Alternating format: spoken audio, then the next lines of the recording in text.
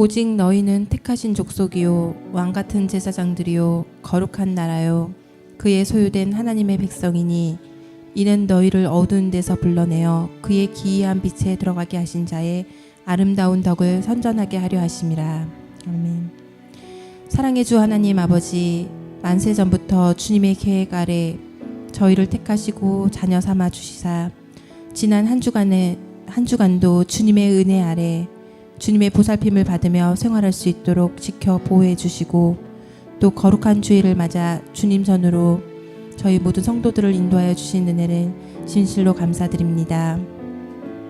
저희는 한순간도 주님의 도우심이 없이는 호흡할 수도 없고 살아갈 수도 없는 존재임을 고백합니다. 그럼에도 불구하고 저희들의 삶을 돌아보면 주님 중심의 삶이 아닌 주님의 뜻대로 살아간다고 하면서도 세상과 타협하며 나 중심적인 선택을 해가며 주님 뜻대로 살았다고 착각하고 이기적인 삶을 살았음을 봅니다. 어리석고 나약한 저희들을 주님 용서하여 주시옵소서. 하나님, 이 땅에서 저희들의 삶이 날마다 주님만을 생각하며 주님의 뜻을 따르기 위한 삶이 되어질 수 있도록 인도하여 주시옵소서. 이 나라가 많이 혼란스러운 가운데 있습니다. 이 나라를 지켜보아여 주시사 이 나라의 위정자들이 주님을 두려워하며 이 나라를 위해 일할 수 있도록 주님이 역사하여 주시사 주의 백성들이 주님을 믿고 살아가기에 어려움 없도록 지켜주시옵시고 특별히 자라나는 자녀들이 점점 더 악해져가는 이 땅에서 믿음을 지키며 주님의 말씀 안에서 옳고 그름을 분별하며 이 세대를 본받지 아니하도록 늘 지켜보아여 주시고 인도하여 주시옵소서. 주님, 새 예루살렘 교회를 사랑하여 주시고 저희 이영전 목사님을 세워주심을 감사드립니다. 귀한 주님의 진리의 말씀을 저희 목사님 깊이 깨닫게 하시사 그 말씀을 저희 성도들에게 선포하게 하심을 또한 감사드립니다. 저희 목사님 영육간의 강건함을 허락하여 주시옵시고 신령한 주의 말씀을 선포하실 때에 저희 모든 성도님들 한 말씀 한 말씀 놓치지 아니하고 깨닫고 은혜 받게 하여 주시사 저희들의 삶이 하나님 중심의 삶이 되어질 수 있도록 은혜 내려 주시옵소서. 저희들이 예수님의 십자가의 그 사랑, 그 희생을 증거하며 오직 예수님의 십자가만을 바라보는 삶이 되어질 수 있도록 인도하여 주시옵소서. 찬양으로 영광 돌리는 찬양단 있습니다. 이들의 삶이 날마다 주님을 찬양하는 삶이 되게 하옵시고 이 시간 주님께 영광 돌리는 찬양 또한 주님 기뻐 받아 주시옵소서. 주님께 드리는 이 예배 주님 홀로 영광 받아 주시옵시고 성령님의 역사하시는 은혜의 예배가 되게 하여 주실 것을 믿고 감사드리며 거룩하신 예수님의 이름으로 기도드립니다. 아멘.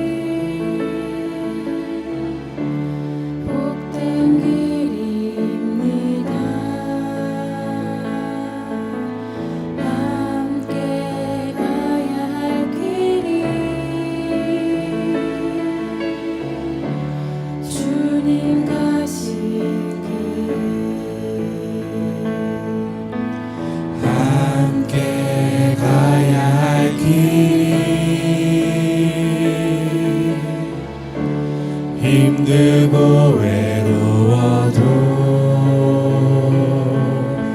주님 걸어가신 길 나도 따라갑니다. 주님 지신 십자가를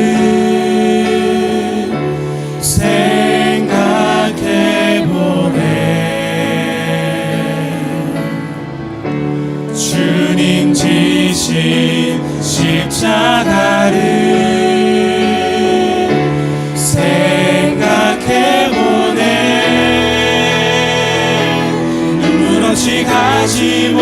못하고 기도 없이 볼 수 없는 길, 그 길 당신과 함께 주님 말씀 붙잡고 가게 하소서. 하나님의 순종의 사람 되길 원해요.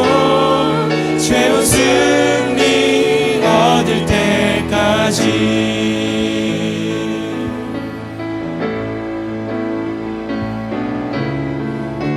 주님 지신 십자가를 생각해보네.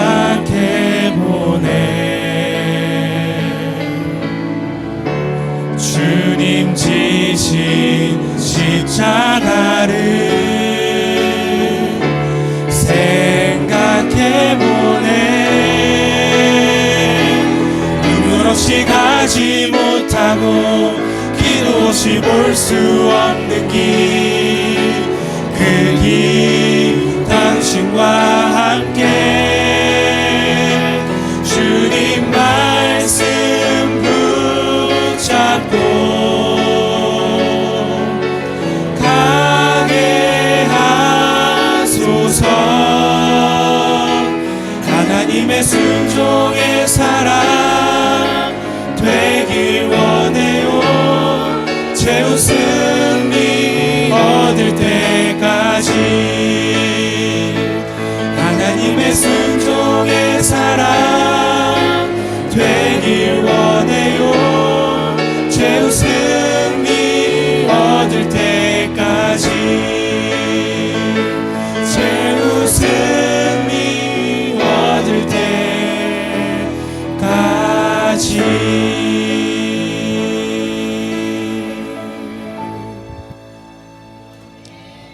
할렐루야. 우리 하나님께 영광의 박수. 감사합니다.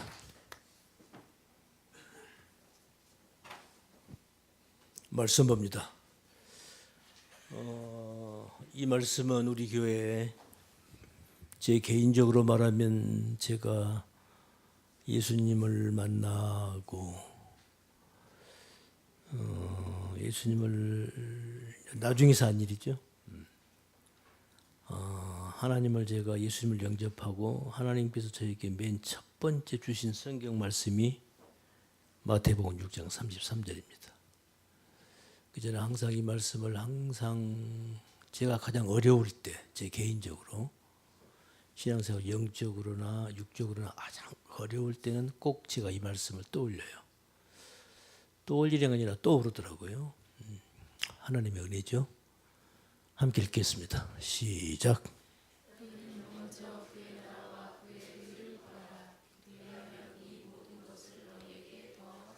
아멘. 너희는 먼저 그의 나라와 그의 의를 구하라. 하나님의 나라에 하나님 나라와 그의 나라와 하나님 나라를 먼저 구하라. 그러면 그의 의, 하나님의 의를 구하라는 거죠. 우리가 의가 뭔지 이제 우리 공부했죠? 의가 뭔지. 오늘날 특히 우리 기독교인들, 특히 우리 목회자들 하나님의 의를 드러낸다고 하면서 자기 의를 막 드러내요. 그런데 본인은 그게 하나님의 의라고 막 이러는데 그건 인간적인 의를 나타내는 거예요. 그 대표적인 인물이 누구였죠? 성경에? 사도 바울. 사도 바울이 예수님을 진짜 몰랐을 때는 그건 자기는 하나님의 의를 위해서 자기는 최선을 다했다고 생각했는데 나중에 보니까 이건 인간의 의였구나. 로마서에서 고백하죠. 로마서 계속 읽고 있죠. 예? 우리 교회에 어떤 분은 지금 이미 100독을 넘었고 지금 500독이 목표랍니다. 그런 분이 계세요. 할렐루야. 저는 이럴 때 살맛이 나요. 이런 성도 이런 영혼이 있구나. 됐어. 그러면요 저는 다른 것이 깊은 것이 없어요. 저는 여러분들이 그런 신앙의 뭔가 믿음의 뭔가 진보가 보일 때 저는 그때 제가 이 목회하는 보람을 느껴요. 할렐루야. 감사합니다. 너희는 먼저 그의 나라와 그의 의를 구하라. 저는 오늘날 우리나라가 지금 이렇게 나라가 정말 어지럽습니다. 진짜 풍전등화라고 그래야 되나요? 바람 앞에 등불이라고 할까요? 그런 어떤 위급함을 느껴요. 어째서 우리나라가 이렇게 되는 건가? 저는 답을 바로 이걸로 봅니다. 지금 우리가 계속 우리나라 건국사를 우리가 지금 듣고 있죠. 오늘도 이제 건국사 막바지에 이르렀어요. 우리 대한민국이 어떻게 해서 건설됐는가? 그 얘기를 하려면 이승만을 얘기하지 않을 수 없고 박정희를 얘기하지 않을 수 없어요. 저는 이승만을 얘기하려고 하는 게 아니고 박정희를 얘기하려고 하는 게 아니에요. 특히 이승만을 얘기하려고 하는 게 아니고 하나님이 이승만이라는 이 인간을 어떻게 그 인간을 사용하셔서 이 나라를, 이 대한민국 남쪽을 우리들에게 지금 이 나라를 우리에게 물려주셨는가를 저는 얘기하고 싶은 거예요. 아멘. 그런 거예요. 그래서 그 오늘날 이제 이 국가적 차원에서 의의를 말하면 오늘날 이 정치인들이 나라와 민족을 위해서 뭐 막 얘기하잖아요, 그죠? 뭐 조금 뭘 해야 한다. 그러고 뚜껑 열어보니까 뭐요? 미투 이제 이런 게 그렇게 폭로가 되잖아요, 그죠? 응? 그러는 거예요. 다 50보 100보거든요. 응? 다 50보 100보예요. 도찐개찐이란 말입니다. 우리 인간은 그래요. 그럴 수밖에 없어요. 그걸 우리가 인정을 하고 들어가야 됩니다. 어? 그런데 우리 인간들은 그렇게 하기를 싫어하죠. 자기의 잘못은 항상 관대하고 남의 잘못은 칼 같죠. 벌써 이것부터가 자기 의인 거죠. 그렇죠? 내가 하면 로맨스고 남이 하면 불륜이고 뭐 그런 거 있잖아요. 바로 이게 자기 의 때문에 그러는 거죠. 자기 의 때문에. 그래서 오늘날 지금 우리나라가 지금 특히 우리나라 지금 이 정치 상황이 이 지경까지 가는 거예요. 지금 자기들은 나라와 민족을 위해서 한다고 막 이러는데 전부 자기 의인 거예요. 한마디로 말해서 하나님의 의가 없단 말입니다. 하나님의 의가 뭡니까? 우리 공부했어요. 또 그거 얘기하려면 또 시간이 또 많이 가버리니까 자 그래서 이승만에게로 다시 옵니다. 지난 시간에 이승만 대통령께서 방공포로 석방을 했어요. 이것 때문에 미국에서 난리가 났죠. 뒤통수를 맞은 거예요. 미국 현직 대통령이 우리에게 또 하나의 적이 생겼다. 누구? 이승만이다. 그렇게. 그러나 결국 그 대통령도 나중에는 이승만 앞에 무릎을 꿇습니다. 그런 인물이에요. 이승만은요. 미국으로 상대로서 싸웠던 사람이에요. 중국, 러시아를 상대로 혼자 싸우는 겁니다. 우리 국내에 있는 수많은 정적들은 말할 것도 없고 북한 김일성 그 공산주의는 말할 것도 없고 그 북한 공산당 뒤에 누가 있어요? 소련 있고 중국 있잖아요. 그들과 싸우는 거예요. 그건 당연한 거죠. 그런데 사실 그때까지만 해도 미국은 소련과 동맹이었거든요. 그러니까 미국도 소련의 정책이 우호적이에요. 그러니까 미국하고도 싸워야 되는 거예요. 혼자 싸우는 겁니다. 이승만 혼자 싸우는 거예요. 불세출의 천재 유인입니다. 애언가요. 제가 볼 때는 애언가예요. 애언가고 어떤 미국의 어떤 학자는 이승만을 십자군의 운동을 일으킨 사람이다. 이렇게 말을 해요. 이승만을 놓고. 여러분 우리 한국 사람들만 지금 이승만을 폄하하죠. 여러분 미국 사람들은 이승만을 세계적인 영웅으로 추앙을 합니다. 미국인들이 그래요. 그 대표적인 예가 뭔지 아십니까? 미국에서는 미국 국가에서요 자기 나라 최고의 영웅을 대접해주는 그들의 양식이 있습니다. 그게 뭐냐면 브로드웨이 아시죠? 예. 오늘날 브로드웨이에서 그 세계적인 무슨 문화 공연 다 거기서 벌어지잖아요. 예? 뭐 저는 그걸 안 가봤으니까 잘 모르겠는데 저는 뭐 이렇게 이제 매스컴을 통해서 이렇게 보고 그랬는데 그 거리가 말이죠. 남자가 빠른 걸음으로 걸으면 한 30분이면 그 거리가 남자가 빠른 걸음으로 한 30분이면 이렇게 끝까지 걸을 수 있는 거리라고 그래요. 미국에서 최국가적 영웅을 미국의 미국적 세계적인 영웅을 대우할 때 그 브로드웨이에서 카퍼레이드를 해준대요. 그런데 지금까지 20세기 지금까지 미국에서 카퍼레이드를 하는 사람이 누군가예요? 첫 번째 메가더 원수예요. 메가더 원수요. 여러분 메가더 원수 우리 공부했죠? 메가더 원수가 어떤 분인지. 미국의 원수 장군들끼리 원수급이 몇 명 있어요. 그 메가더 원수죠. 그런데 똑같은 원수가 아닙니다. 메가더는 종신 원수예요. 예, 그분은 죽을 때까지 자기가 현직에 있고 싶으면 있는 거예요. 예? 그런 분이에요. 그래서 미국 오늘날도 그렇고 그때도 그렇고 군부, 미 국방부에서 최고의 인물을 메가더를 꼽습니다. 미국인들이 그렇게 추앙을 해요. 그래서 그 메가더 원수가 바로 그 브로드웨이에서 카퍼레이드를 한 거예요. 차를 타고 촤 박수치고 말이죠. 그래서 미국인으로서 딱 한 사람이 브로드웨이에서 카퍼레이드를 했대요. 두 번째 누가 했는가? 세계적인 영웅, 2차 대전을 끝까지 독일과 항전에서 승리로 이끌었던 영국의 수상 누구? 처칠. 예? 짜찌루라고 그러죠. 짜찌루. 일본 사람들은 짜찌루라고 그래요. 처칠 수상이 그 브로드웨이에서 카퍼레이드를 했습니다. 그리고 세 번째 누가 했게? 우리 한국의 이승만입니다. 이분이 여기서 카퍼레이드를 해줘요. 미국에서. 이렇게 이승만을 영웅으로 대한단 말입니다. 그들은 바라보는 거예요. 우리 한국 사람들이 이상하게 보는 거지 미국 사람들은 압니다. 이 이승만이라는 이 인간이 이분은 천재다, 애언가다, 남들이 보지보다는 미래를 꿰뚫어 보고 있다. 야, 프린스턴 박사 그냥 되는 거 아니네? 이러는 거예요. 인정을 해주는 거예요.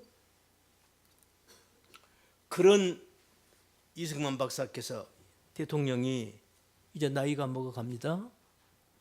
우리나라가 유교가 터지던 1950년대 그때 이승만 박사 대통령 나이가 75세입니다. 그리고 방공포로 석방할 때가 7세, 8세 이렇게 됐어요. 네? 여러분 그때 당시 우리나라 평균 연령은 40세가 될까 말까. 그러니까 40세도 못 넘었어요. 그럼 이승만은 지금 그때 당시 평균 연령으로 따져봤을 때 이승만은 지금 얼마만큼 사는 거예요? 보통 사람의 갑절을 살고 있는 겁니다. 놀랍지 않습니까? 이것도 하나님의 은혜입니다. 아멘. 저는 그렇게 보는 거예요. 이것도 하나님의 은혜구나. 여러분 그래서 옛날에 다 사람이 60만 먹으면 한갑 잔치를 그래서 한 거예요. 60까지 사는 사람이 없거든요. 근데 동네에서 어쩌다가 어떤 할아버지가 60을 사는 거야. 그러면 온 동네 잔치를 벌여주는 거예요. 우와 60까지 살다니. 그럴 거 아니에요. 40대 돼서 40 넘어가기 전에 다 죽는데 평균적으로 죽는데 그래봤자 좀 살아봐야 50 이러고 다 40대 50대 다 죽는데 60까지 산단 말이에요. 그러니까 우와 온 동네방네 축하 잔치를 해주는 거예요. 그래서 그래서 해갑 잔치를 하는 거였어요. 근데 뭐 나중에 하면 이제 60 해갑 잔치는 이제 그것은 이제 명구스럽죠, 그죠? 그 지금은 60 해갑 잔치 하면 욕 먹죠, 이제는 그렇잖아요. 이제 명구스러운 게 아니라 욕 먹는 거야. 뭐 60까지가 무슨 제가 성남 있다가 우리 포천에 오니까 여기서는 70 먹어도 여기서는 뭐 어르신이 아니더라고. 80이 넘어야 어른이. 뭐 전부 다 연세가 80이 다 넘으니까 70 먹는데 전부 내가 뭐 깜짝 놀랐어. 여기 왔어. 내가 여기서 딱 느낀 게 그거. 70이 넘었는데 동네 어르신들 야 누구야? 아니 이거 70인데 이거 어린애야. 응? 그렇게 우리가 평균 연령이 늘어났단 말입니다. 아멘. 그렇게 된 거예요. 유교가 터진 해 이승만 박사가 75세예요. 방공포로 석방할 때가 77세, 8세쯤 됐어요. 그때까지도 총명했어요. 총명했단 말입니다. 이 천재 이승만, 위대한 이 선각자, 선구자, 독립투사, 위대한 정치가, 세계적인 국제법 박사, 어느 하나 흠잡을 데 없는 이분이 그때까지만 해도 총명했어요. 그런데 이제 나이가 80에 들어가고 이렇게 하니까 이제 총명이 흐려지기 시작하는 거예요.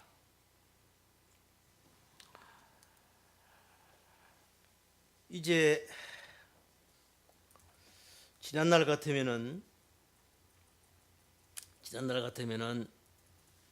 야당에서 그때 민주당, 뭐 한국당, 뭐 이런 당이 있었죠. 이승만 박사는 자유당이고, 이제 야당, 여당이잖아요. 이승만 박사는 정권을 잡고 있으니까. 그럼 이제 야당에서 뭐 누가 이라고 어떤 뭐 누가 뭐 국회의원이 어쩌고 하면은, 그러면 이제 그 이승만 박사 이제 밑에 있는 자유당들 강요들이 와서 이제 이승만 박사한테 누가 이랬습니다. 뭐 누가 이렇게 뭐 각하의 정책에 이렇게 반대하고 어떤 의원이 반대하고 그랬습니다. 그러면 그때까지만 해도 이승만 박사 이렇게 대답을 했대요. 아, 정치는 그런 거야. 그게 민주주의야. 이렇게 대응을 하신 거였어.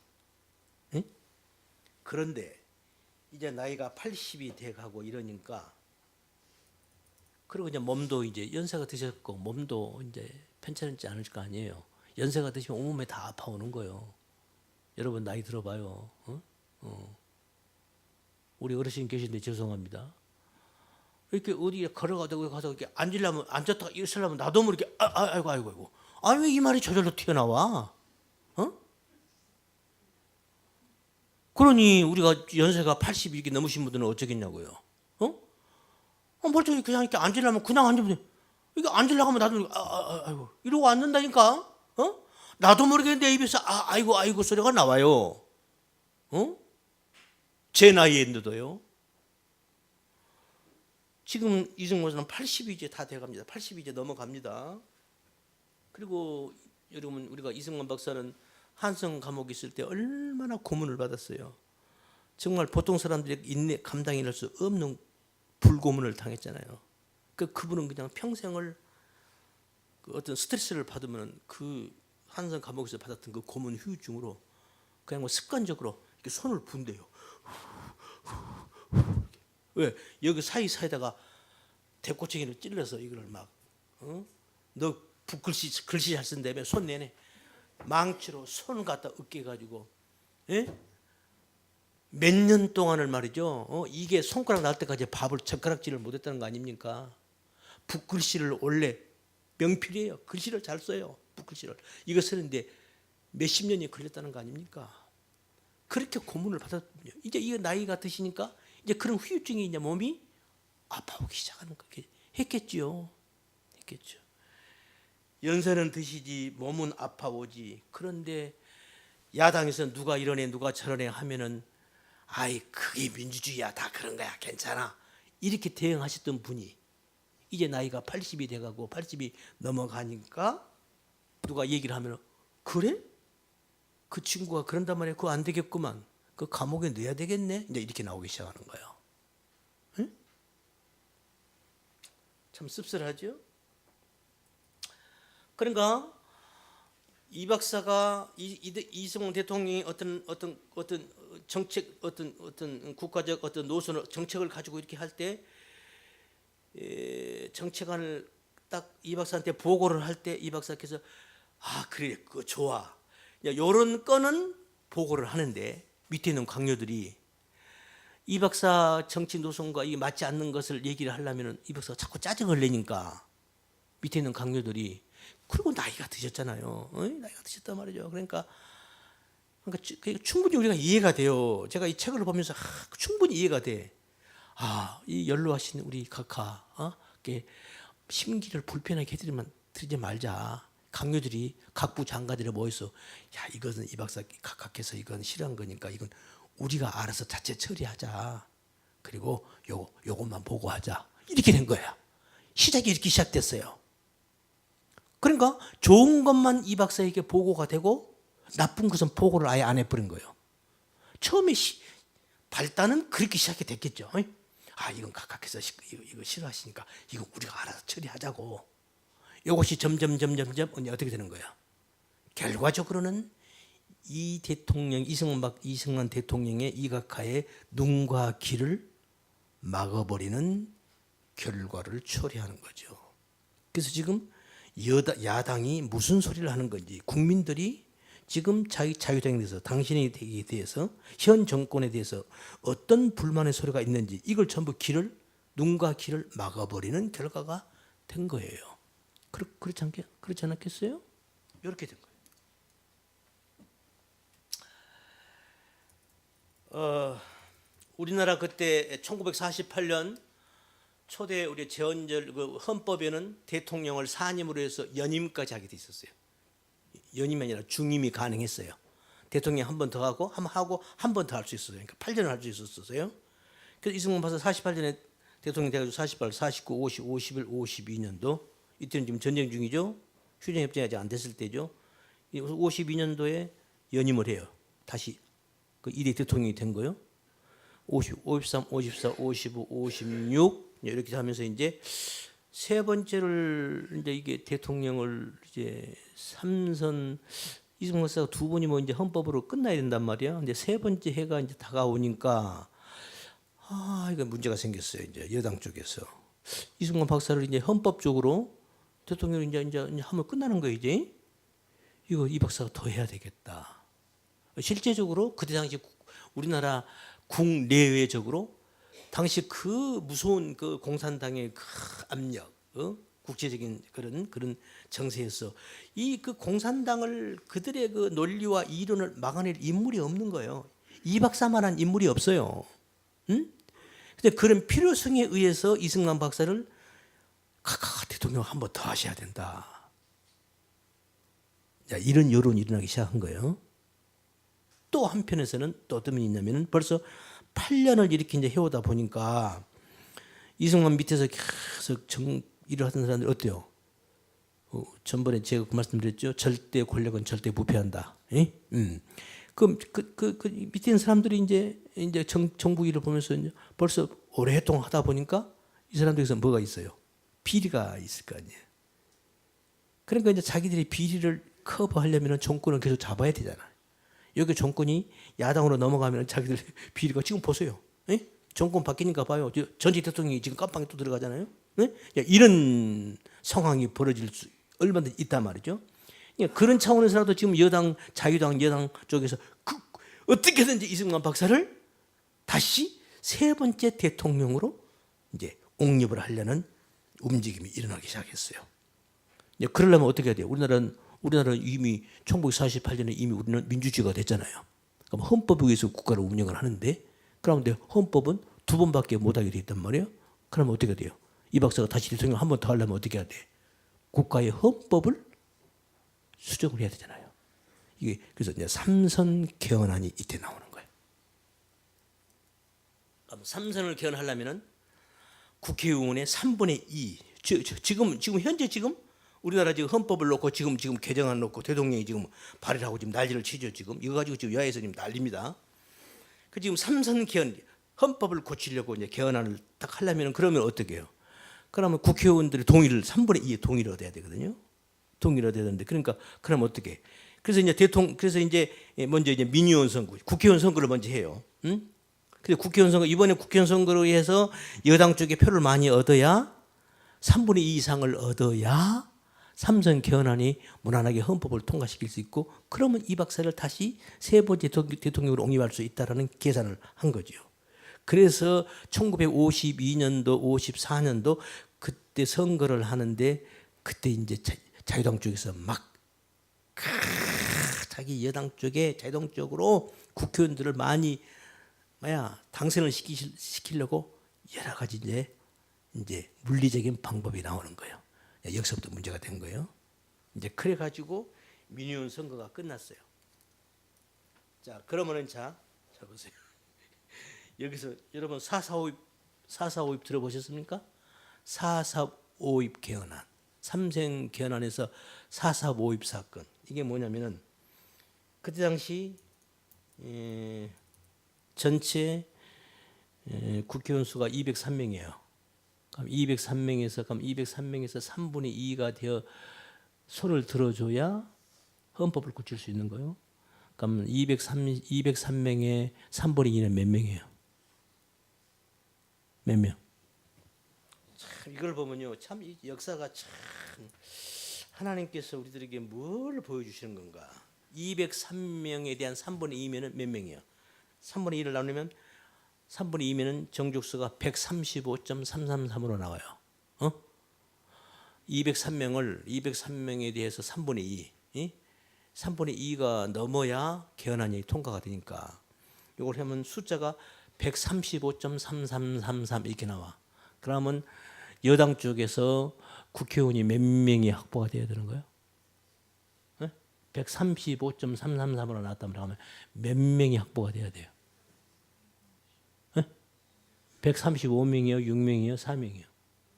4명은 아니고 136명이어야 되죠. 135.333. 이 333은 이건 한 사람이 이거 안 되잖아. 그죠? 그러니까 136명이 돼야 되는 거죠. 그죠?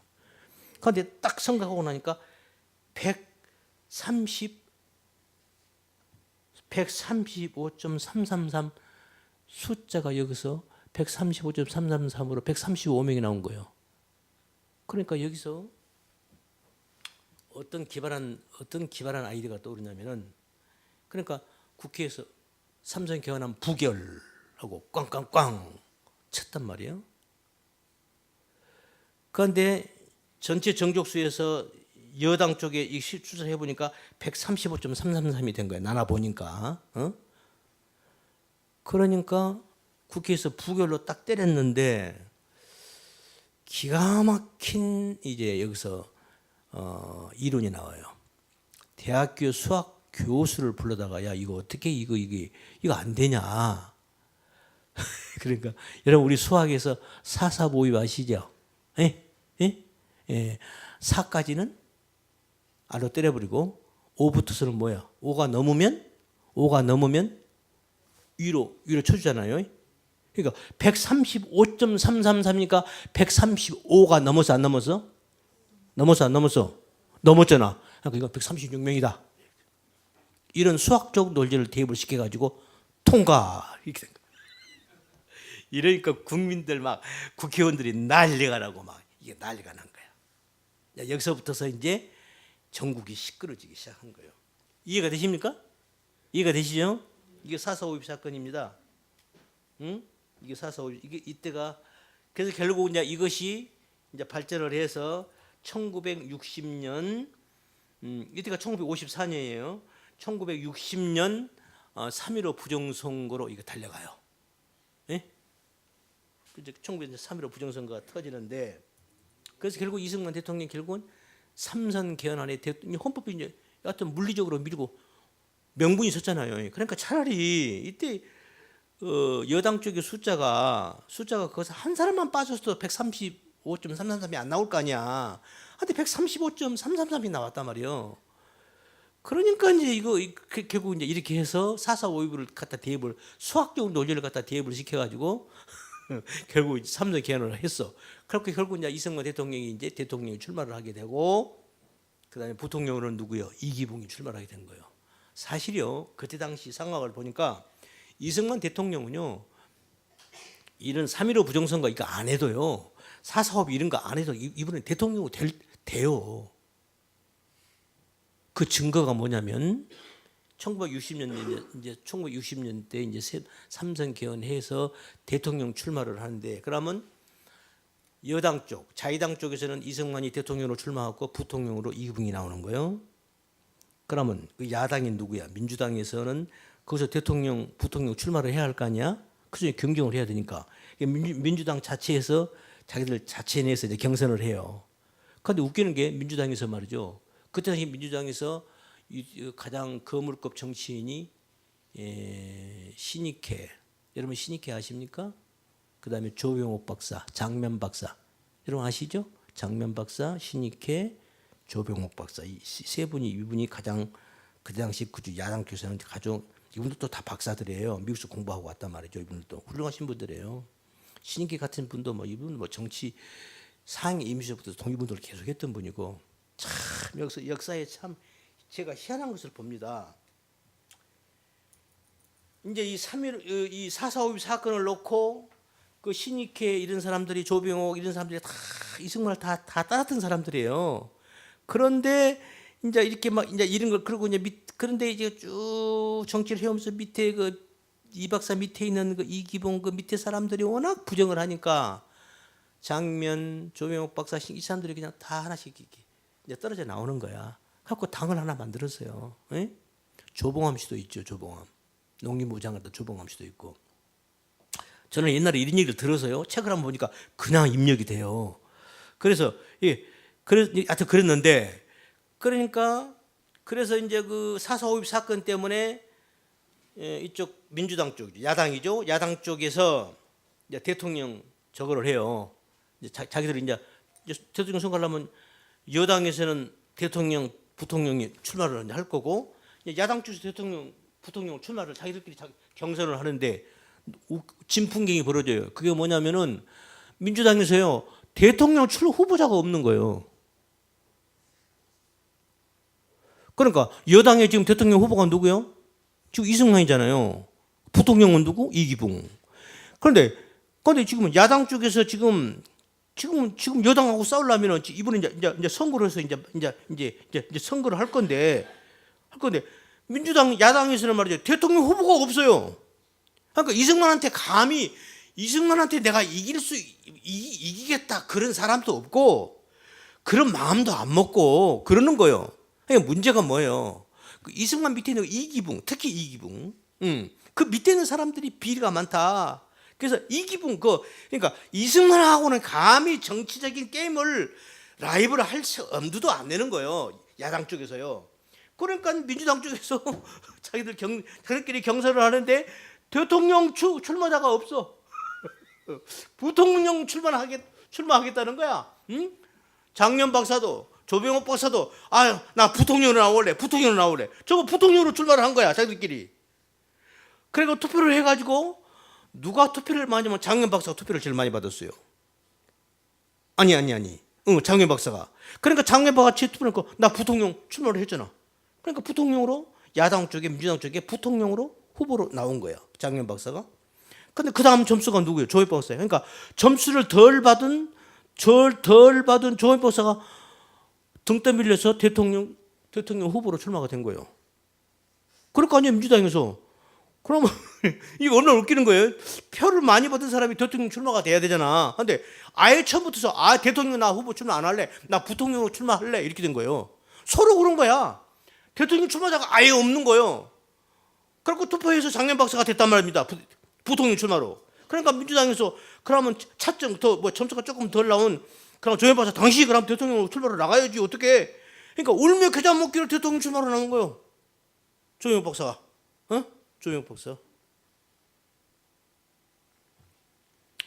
이분이 대통령 선거에 이렇게 나오게 되기 전에 그 전에 민주당에 신익희 선생이 있었죠. 신익희. 여러분 신익희 선생 여러분 신익희 선생 알아요? 들어보셨어요? 우리 젊은이들은 모르죠. 저는 다 들어봐서 알아요. 맞아요. 그래서 조명옥 박사가 대통령이 출마로 됐고 민주당에서 후보로 됐고 장면 박사가 부통령으로 된 거예요. 부통령 출마로 나온 거예요. 갖고 선거를 했어요. 선거를 했는데 그러면 안 되죠 뭐. 그런데 중요한 것은요. 대통령 선거로 나왔던 이 조명옥 박사가 갑자기 병이 생겨요. 갖고 미국으로 급히 갑니다. 수술을 하려고 미국으로 가요. 미국 무슨 육군 병원에 가서 거기다 심장마비로 죽어요. 선거 중에 죽습니다. 그러니 뭐 대통령 후보로 나왔던 사람이 야당에서 그냥 이 사람이 신형마비로 죽어버리니 그러니까 대통령 이승만 박사는 대통령 당선이냐 안 당선이냐가 그런 투표가 아니고 선거가 아니고 대통령으로 찬반 투표야. 대통령으로 해도 되겠냐 안 되겠냐 이 선거 이렇게 되는 거예요. 근데 문제는 뭐예요? 부통령이에요. 부통령. 그래가지고 이때가 1956년인 1956년이에요. 그래서 이승만 대통령이 된 거예요. 됐어요. 그 다음에 그러니까 죄송합니다. 내가 헷갈렸네. 그 전에 그 4.4.5 건 가지고 이것 때문에 제가 하니까 대통령 성 출마로 먼저 나온 사람이 있었어요. 이 사람이 신익희예요. 신익희 선생이 있었어요. 이분이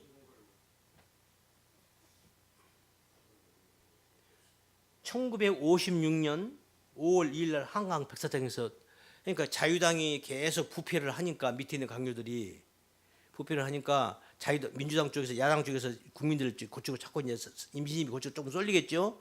그래서 그때 야당 쪽에서 신익기 씨가, 이분이 당 대표였어요. 이분이 대통령 선거에 나오고, 이 사람은 자체적으로 당에서 밀려서 나왔어요. 이분이 서울 백사장, 한강 백사장에서 유세 운동을 멋있게, 사람들이 엄청 모였다고 그래요. 그러고 나서 이분이 이제 유세 운동을 하려고 전라도 쪽으로, 호남 쪽으로 기차 타고 가다가 전주 쪽에서 열차 안에서 심장마비로 급사해 버립니다. 죽어버려요. 그래서 나온 노래가 있죠. 무슨 노래인지 아십니까? 그게 바로 비 내리는 호남선 유행가입니다. 목이 메인 이별가를 불러야 오르느냐, 이 노래가 그래서 나온 거예요. 아시겠습니까? 이때 당시 이분이 만약에 안 죽었더라면 대통령이 될 수도 있었어요. 엄청 이분이, 그러니까 벌써 국민들의 여론이 많이, 그 이 박사 때문에 아니라 이기붕, 그 밑에 있는 강조들 때문에 백성들이 많이 야당 쪽으로 올라왔거든요. 근데 이게 뭐 죽어버린 거야. 그래서 이분이, 신익희 씨가 갑자기 죽는 바람에 조영혁 박사가 나중에 대통령 부통령으로 나온다 했는데, 부통령으로 출마를 장면하고 둘이 했는데 자기가 차점차로 점수가 덜 나오니까 등 떠밀려서 대통령으로 출마가 된 거야. 이 양반도 심장마비로 죽습니다. 죽어버린 거예요. 이때 당시요, 이때가 1960년이에요. 조영혁 박사가 죽을 때가. 그러면 이때 제가 초등학교 다닐 때거든요. 어른들한테 제가 이런 말을 들었어요. 제가 지금도 기생생이에요. 봐, 이 박사에게 대들면은 천벌 받아. 제가 어렸을 적에, 이건 제가 들은 얘기예요. 제가 어렸을 적에 우리 마을 동네 어르신들이, 봐, 이승만 박사한테는 대들다가는 천벌 받아 죽어. 우리 동네 어르신들이 이러시더라고. 그럴 거 아니에요. 응? 이승만 박사가 대통령으로 나왔는데 내가 대통령 해보겠다. 신익기 씨 나와서 급 심장마비로 죽었지. 조영혁 박사 죽지. 그랬어요. 그래서 이제 결국 이제 이 3.15 부정선거로, 60년대 3.15 부정선거가 이제 해가지고 결국은 이것이 이제 무엇이 발단이 되냐면요. 이제 이거 이제 60년이면 1960년 들어왔어요. 1960년이면 이 박사 나이가 몇이요? 85세예요. 85세입니다. 이제 부글부글, 백성들이 부글부글 끓고 있는데 학생들이 막 데모 막 이렇게 막 하고 이제 산발적으로 그 있었어요. 그런데 마산에서 문제가 터졌어요. 김주열 사건이라고요. 마산에서, 마산 그 마산이면 그 남해바다 그 포구잖아요. 항구지요. 남해 앞바다에서 말이 시체가 하나 떴어요. 그 시체를 건져러 보니까 젊은 청년이야. 어떻게 죽고 나왔더니 왼쪽 눈 아래 체류탄이 박힌 거예요. 이 시신이 떴어요. 이제 이것 때문에 전국이 이제 폭발을 해버린 거예요. 무슨 말인지 아시겠죠? 에? 이게 마산에서 일어난 이거 김주열 사건이라고 그럽니다. 전국적에서 이제 데모가 일어나는 거예요. 그런데요, 이때까지만 해도 이승만 박사 당신 내려와, 이 말이 아직까지 안 나왔어요. 안 나왔어요. 그렇게 이승만 박사는 우리 국민, 전체 국민에게 절대적인 지지를 얻고 있었어요. 그러니까 문제는 누구요? 그 밑에 있는 이기붕, 부통령, 그 이기붕의 부인 박마리아, 그 밑에 강요들, 이들이 비리가 너무 심했거든요. 그래서 야당 국민들이 그 난리를 쳤던 거거든요. 이제 결국 이제 나중에는 이제 서울대학교 교수들이요 전부 길거리에 나옵니다. 그때가 1960년 4월 달인가요? 그동안에 이제 막 비리 선거 그 이기봉이가 자기가 부통령 되려고요. 이승만 박사는 대통령 뭐 당연히 된 거고 부통령이 될까 말까가 이기봉이가 이 장면하고 게임이 안 돼요. 장면이 워낙 이분이 인지도가 좋고 그러니까 이기봉이가 자기가 부통령 하려고 엄청 물려지겠는 뭐 경찰 동원해가지고 엄청 선거운동을 막 말 안 들으면 그냥 몽둥이로 줘 패는 거예요. 선거 당일날 말이죠. 선거 당일날 사람이 한 몇 명이 죽어나가요. 선거 당일날. 그러니까 그러다가 김주열 사건이 터지니까 이게 폭발해버린 거예요. 그러니까 이승만 박사가 자꾸 이제 막 시끌시끌 하니까 아니 왜 이렇게 시끄러워? 그러면 아카카 저 야당 의원들이 그럽니다. 왜 그러는데? 그러면 빨갱이들 뒤에서 그 사주받고 그러죠.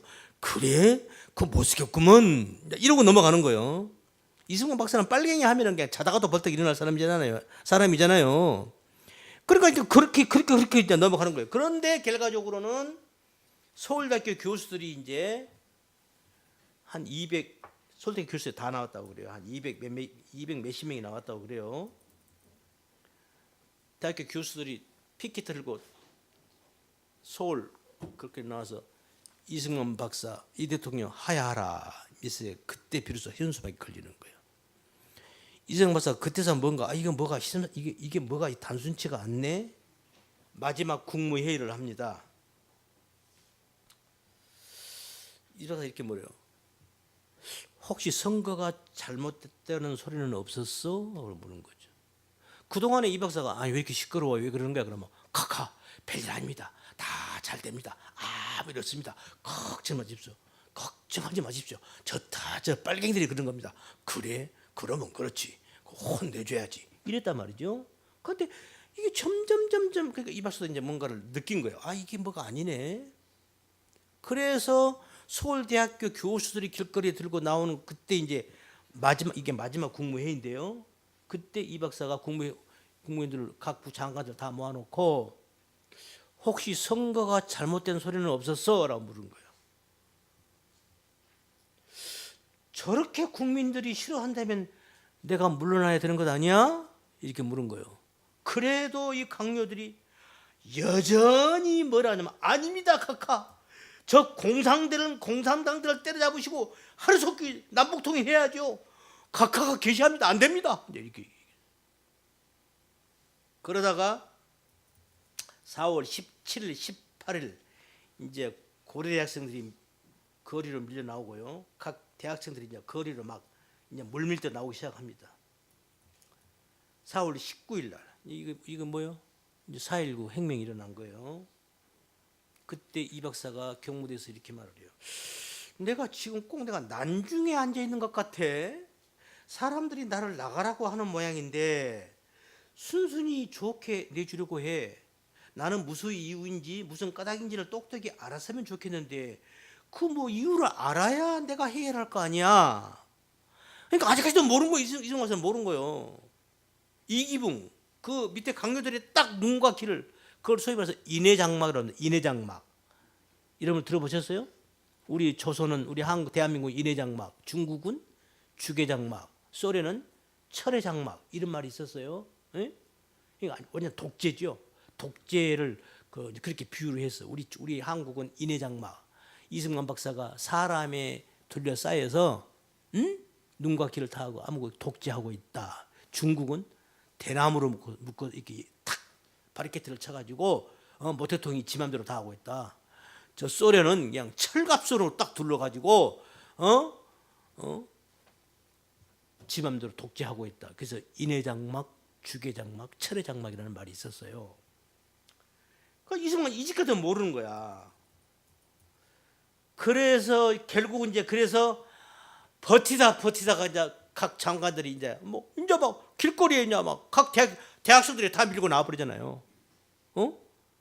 그때서 비로소 강요들이 전부 아이고 이거 안 되겠다 하고 사표를 다 내는 거야. 사표를 다. 그때 이 박사가 이게 뭔가 문제가 있구나. 그래서 그 상태에서 이 박사가 가장 먼저 찾아간 곳이 어디냐면은 데모하다가 학생들이 길거리에 나서 소리 지르니까 데모하다가 다친 병원을 찾아갑니다. 찾아서 물어요. 학생들이 왜 이렇게 국가에 대해서 왜 이렇게 부정한 행동을 하지? 하고 물은 거예요. 왜 부정을 해? 그러니까 왜 이승만 이렇게 말을 해요. 왜 데모를 하는 거야? 그러니까 학생들이 참 이 장면이 눈물겹더라고요. 대학생들이 그 이승만 대통령 이기병 그래서 데모까지 하고 몸 다쳐가지고 병원에 누워 있잖아요. 이 박사가 딱 오니까 병원에 누워 학생들이 벌떡 일어나가지고 대통령 할아버지 하면서 무릎을 꿇고 울어요. 대학생들이요. 그렇게 이승만 박사를 존경했어요.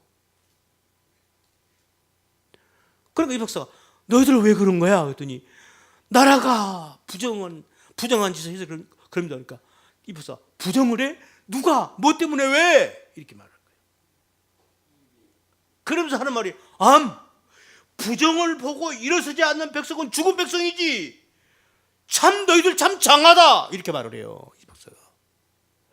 그러니까 이 박사 양반은 나이가 먹어서 총기가 좀 흐려졌고 그 밑에 그 이래장막에 가리워서 뭔가를 잘못 상황을 모르고 있었지만 그분의 가슴속에는 항상 민족에 대한 선한 양심과 그 선한 민족적 정치적 양심을 가지고 있었어요.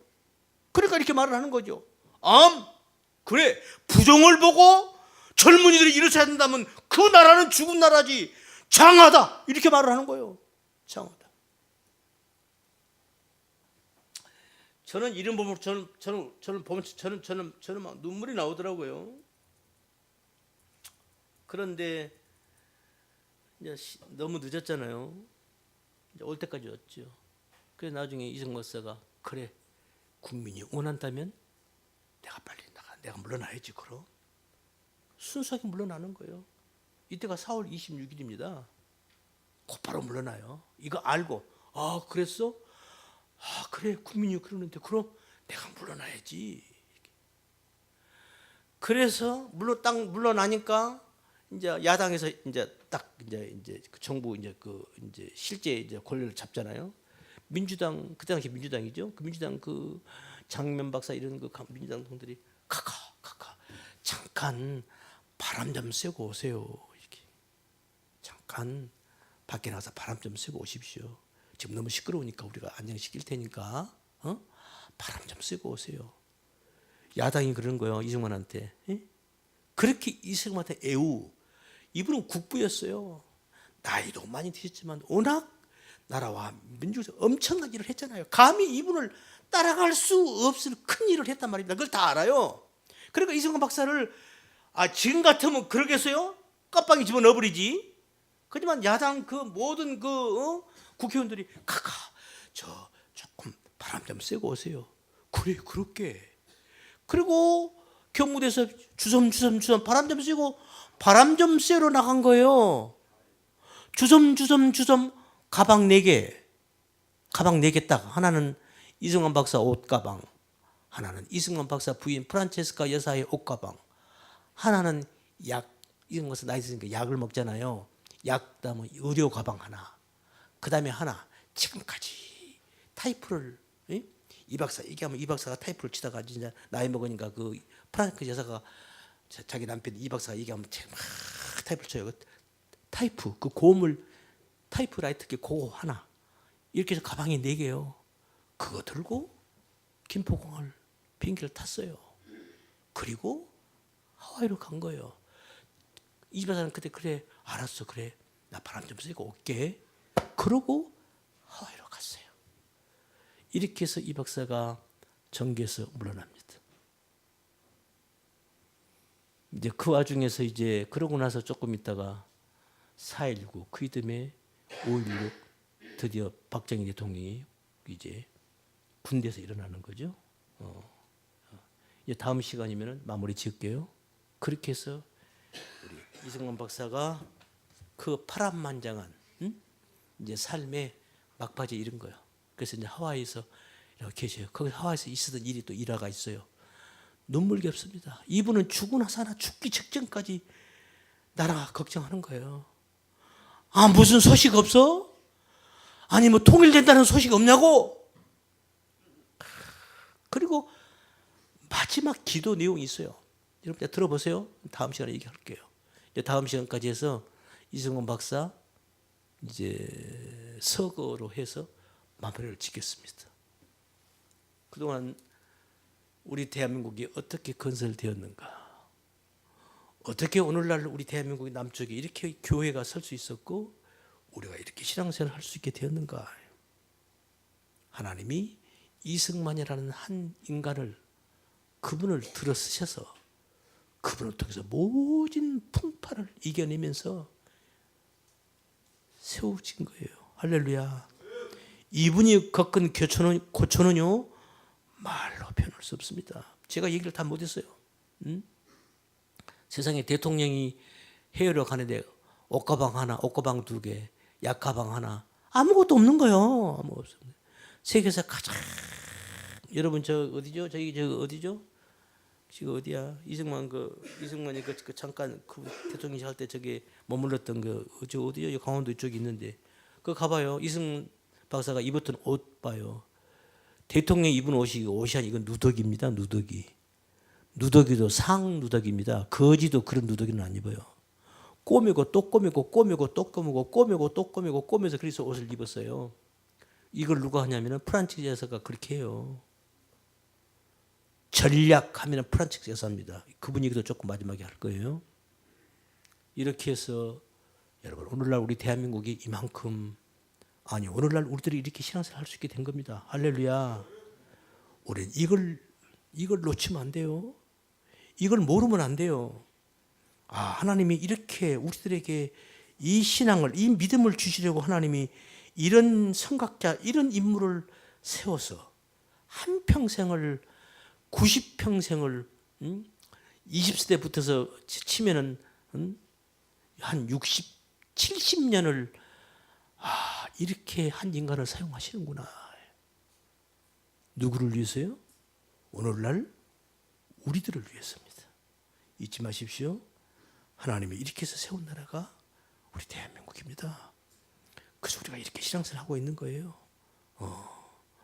그래서 이 얘기를 하려면 이승만 박사를 얘기를 안 할 수가 없어요. 이분을 빼고는 얘기가 안 됩니다. 그리고 세상 사람들은 알아요. 미국 다른 외국 사람들은 이승만 박사가 어떤 인물인 걸 그들은 알아요. 가까이 겪었던 사람들은 더 압니다. 이분이야말로 천재다. 이분이야말로 가장 위대한 정치가다. 만약에 이 박사 같은 사람이 이승만 같은 사람이 미국 사람이었다면 나는 이런 사람을 내가 우리나라 대통령으로 삼겠다. 미국 국무부에 있는 미국의 관료들이 그런 말을 합니다. 이승만하고 접촉했던 사람들이요. 그렇게 이승만을 칭찬했고 그랬어요. 그런 이승만 박사도 나이 먹으니까 그러니까 삼성개헌 2번만 하고 말았어야 되는 거예요. 조금 얘기 더 하자면은 미국의 첫 번째 대통령 누구죠? 조지 워싱턴은 딱 2번 하고 딱 간둬요. 간뒀거든요. 그러니까 이승만 2번 하고 간뒀어야 돼. 그럼 얼마나 좋았을까? 하긴 우리 김구 주석도요. 상해 임시정부 주석으로 있을 때 그분도 주석 한 번 더 하려고 상해 임시 그것도 헌법 있잖아요. 거기서 헌법을 고쳐요. 그 주석 한 번 더 하는 거예요. 그러니까 우리나라는 아직 그런 정치적인 어떤 그런 문화가 아주 미숙했었어요. 충분히 그럴 수 있었어요. 뭐 이승만을 폄하하는 사람들은 도저히 그게 말이냐고 이렇게 하겠지만 저는 그렇게 보여져요. 어쨌든 하나님이 그렇게 해오셨다는 것. 아멘.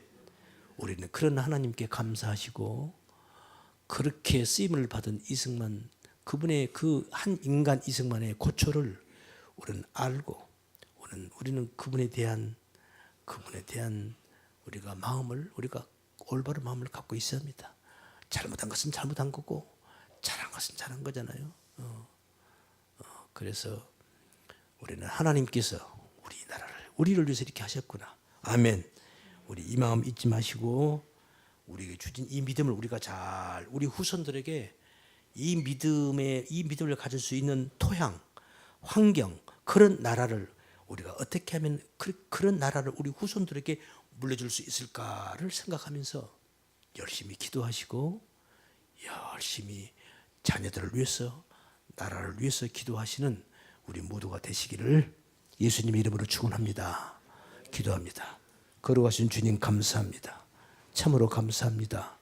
오늘도 저희들에게 귀한 시간 주시고 이 부족한 종의 입술을 통해서 아버지 하나님께서 이 나라의 민족을 어떻게 인도하시는가를 우리 성도들에게 전했습니다. 아버지 감사합니다. 아버지 하나님 감사합니다. 저희들에게 이 믿음 주셨고 이 나라를 주셨으니 저희들이 더 열심히 더 기도하고 열심히 주의 말씀 따라서 우리에게 주신 이 아름다운 믿음을 우리 후손들에게 우리 자녀들에게 잘 전해줄 수 있도록 저희들의 믿음의 삶을 인도하여 주옵소서. 저희들이 먼저 거룩한 삶을 살게 하여 주옵소서. 하나님의 말씀을 따라 살아가는 거룩하고 성별된 구별된 믿음의 삶을 살아갈 수 있도록 은총을 베풀어 주옵소서. 우리 구주 예수님 이름 받들어 기도드리옵나이다.